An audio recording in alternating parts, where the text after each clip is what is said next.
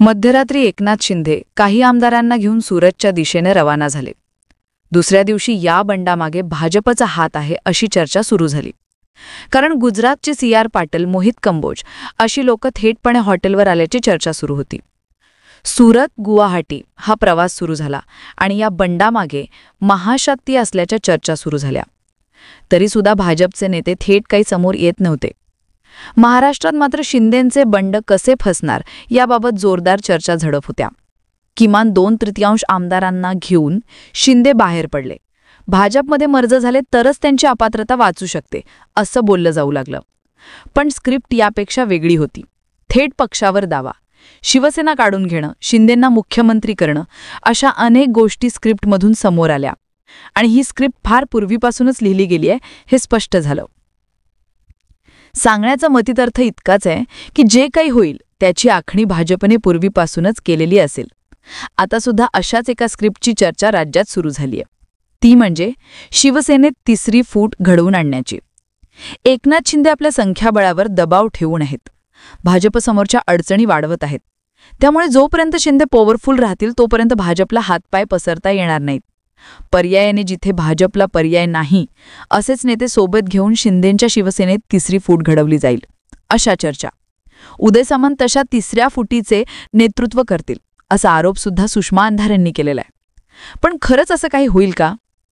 सध्याच्या या संघर्षात शिवसेना शिंदे गटाच्या गोटात किती भाजपचे लोक आहेत? ते आमदार कोण असू शकतात आणि कुठल्या 3 फॅक्टर हे आमदार कोण आहेत हे आपल्याला ठरवता येतं. पाहूयात आजच्या या व्हिडिओतून. नमस्कार, मी जानकी आणि तुम्ही बघताय महाराष्ट्र फोकस न्यूज. तर शिंदेंच्या गटातले भाजपचे आमदार किती आहेत हे ठरवण्यासाठी पहिला फॅक्टर आपण लावूयात, तो म्हणजे नंतर शिंदेंना जॉईन झालेल्या आमदार.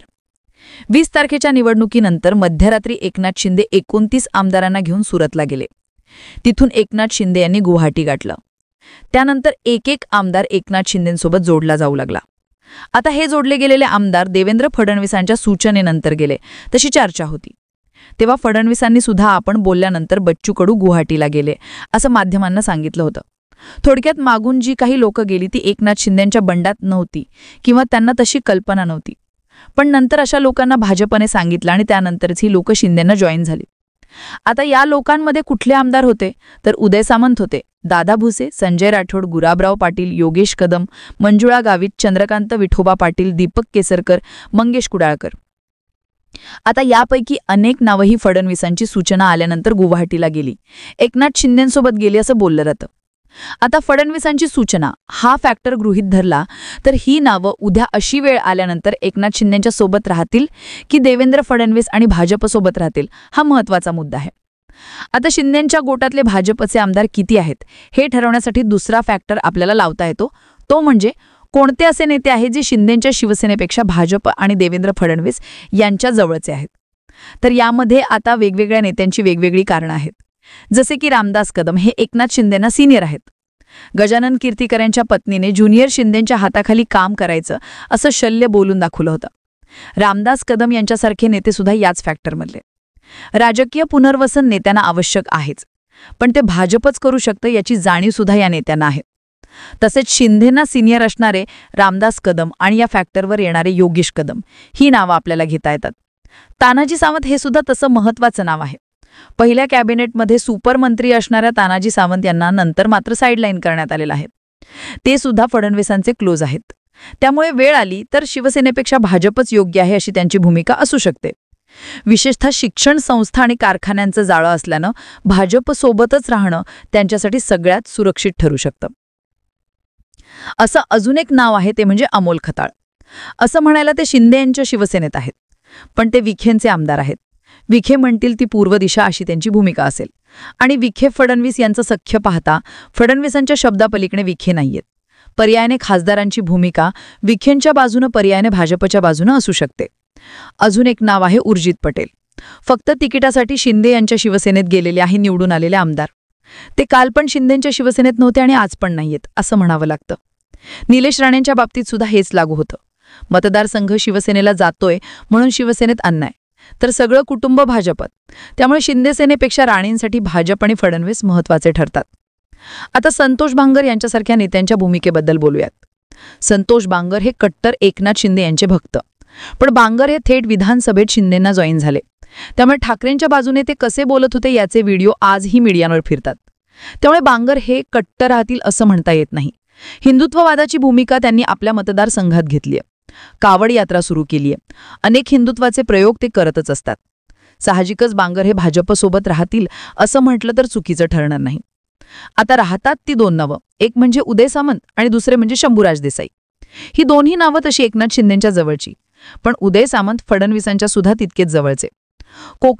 कोकणात चालणारे उद्योग आणि सत्ता टिकवणं हे सामंत यांचे प्रमुख ध्येय आहे. त्यामुळे उदय सामंत आणि त्यांच्यासोबत किरण सामंत आणि त्यांच्यासोबत कोकणातले अन्य 2 जण. सामंत म्हणतील ती पूर्व दिशा घेतील.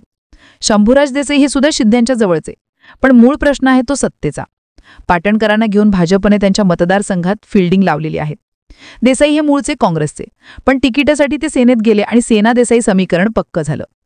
त्यामुळे स्थानिक समीकरण आणि राज्यातल्या सत्तेचा स्कोप पाहूनच त्यांची निष्ठा ते आखताना दिसू शकतील. आता बोलूयात तिसऱ्या फॅक्टरवर, तो म्हणजे स्थानिक समीकरणांचा.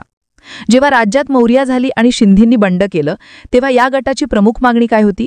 तर काँग्रेस आणि राष्ट्रवादीसोबत युती नको, कारण मतदारसंघात अजित पवार त्यांच्या माणसांना बळ द्यायला लागलेत आणि आम्ही अडचणीत येतोय.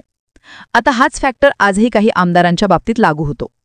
पण भाजप शिंदेंची शिवसेना हे जर फिसकटली आणि भाजपमध्ये गेलं तर स्थानिक पातळीवर निवडून येण्याची गणितं सोपी होतात. अशा यादीत कोण येतं? तर अर्जुन खोतकर. आता कैलास गोरंट्याल यांनी भाजपत प्रवेश केलाय. अशावेळी शिंदे वेगळे झाले तर गोरंट्याल यांना भाजप पुढच्या वेळी तिकीट देऊ शकतं. पुन्हा अडचण वाढू शकते. त्यामुळे भाजपसोबत संघर्ष टाळायचा असेल तर भाजपसोबत टिकून राहणं खोतकरांना बरं पडतं. विजय शिवतारेंचं सुद्धा तसंच आहे. त्यांचे विरोधक संजय जगताप यांना भाजपमध्ये नुकतेच घेण्यात आलंय. बरं, हे सगळं आता 2-4 महिन्यात झालेलं आहे. त्यामुळे तुम्ही सोबत या, नाही तर तुमचा विरोधक आमच्याकडे तयार आहे असं भाजपला सांगता येऊ शकतं. विटा खानापूरचे आमदार सुहास बाबर यांचं सुद्धा तसंच झालंय. त्यांचे विरोधक वैभव पाटील हे सुद्धा भाजपत गेलेत. त्यामुळे त्यांचीही अडचण. शंभूराज देसाई यांचे विरोधक सत्यजित पाटणकर सुद्धा भाजपत गेलेत.